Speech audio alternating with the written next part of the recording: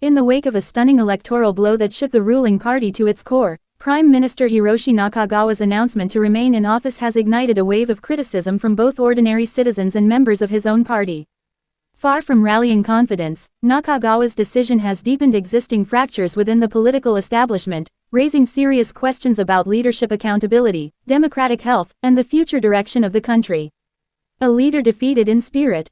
I was shocked. We expected him to step down and take responsibility, said 48-year-old Tokyo resident Emiko Kuroda, who identifies as a moderate conservative.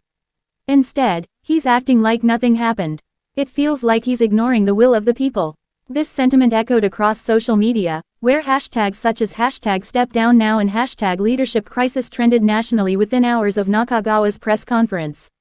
Political observers noted the striking contrast between Nakagawa's calm demeanor and the urgency with which many expected change.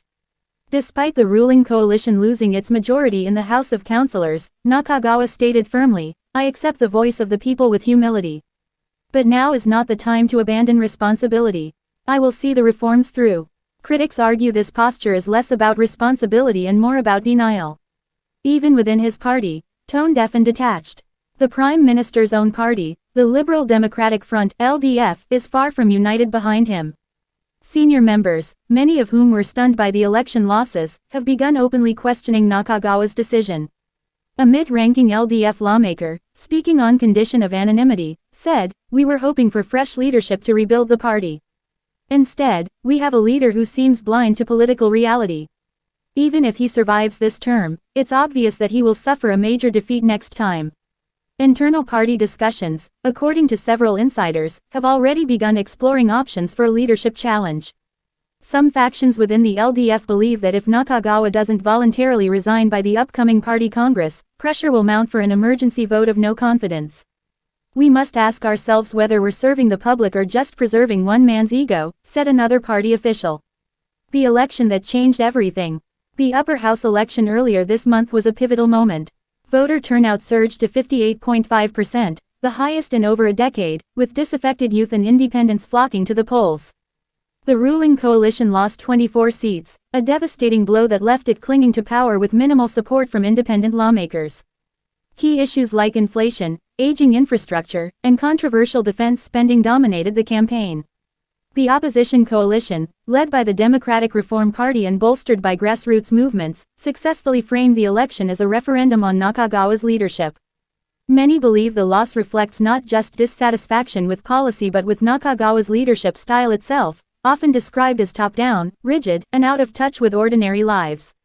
The people spoke. He didn't listen. Political analyst Junpei Tanaka said Nakagawa's insistence on staying is a case study in political miscalculation.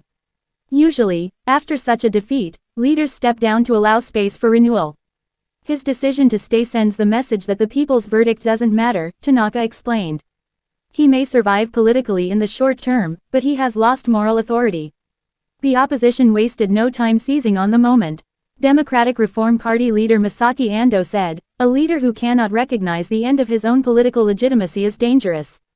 The people spoke, and he didn't listen.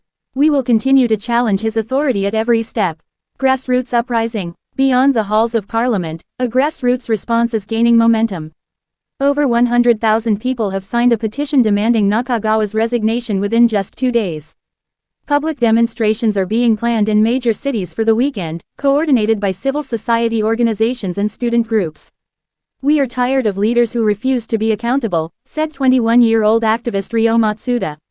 "This isn't about party politics. It's about democracy and respect for the people's will."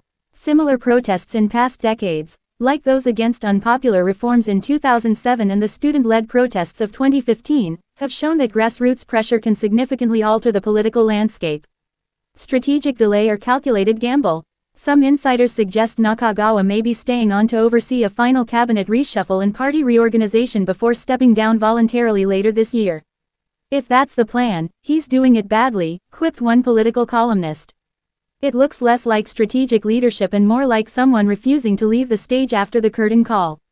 Others argue that Nakagawa's bet is that the political storm will calm and economic figures will improve in time to rebuild his image before the next election.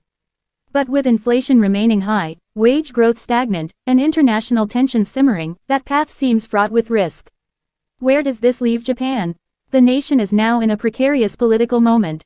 Leadership uncertainty, public anger, and internal party division make it difficult to envision bold policy action in the months ahead. For citizens like office worker Masaru Nishikawa, the sense of betrayal lingers.